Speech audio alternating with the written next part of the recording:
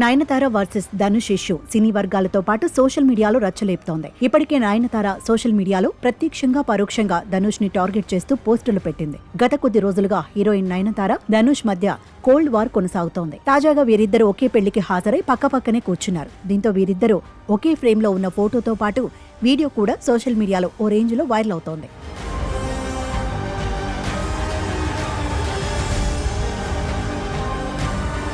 అయితే ఈ పెళ్లి వేడుకకు తన భర్త విఘ్నేష్ తో కలిసి హాజరయ్యారు హీరోయిన్ నయనతార. మరోవైపు ఈ పెళ్లి వేడుకకు ధనుష్ కూడా అటెండ్ అయ్యారు. పెళ్లి వేడుకను సరదాగా సోఫాలో కూర్చుంటూ చూస్తున్నాడు హీరో ధనుష్.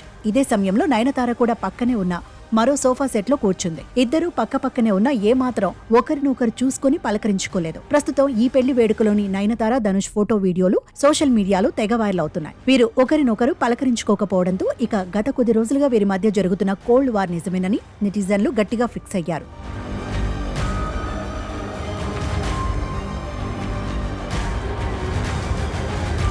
నిజానికి నయనతార విజయ్ సేతుపతి జంటగా నానున్ రౌడీదాన్ అనే సినిమాలో నటించారు. ఈ సినిమాను డైరెక్టర్ విఘ్నేష్ శివన్ డైరెక్ట్ చేశాడు.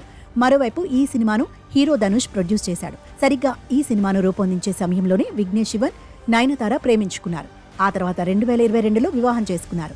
అయితే నయనతార పెళ్లి జీవిత విశేషాలపై Nayanthara beyond the fairy tale పేరుతో నెట్ఫ్లిక్స్లో నవంబర్ 18న డాక్యుమెంటరీ రిలీజ్ చేస్తున్నారు.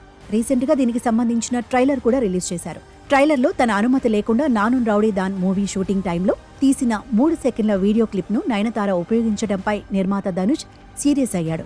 కాపీరైట్ యాక్ట్లో భాగంగా నయనతారకు ధనుష్ లీగల్ నోటీసులు జారీ చేశాడు.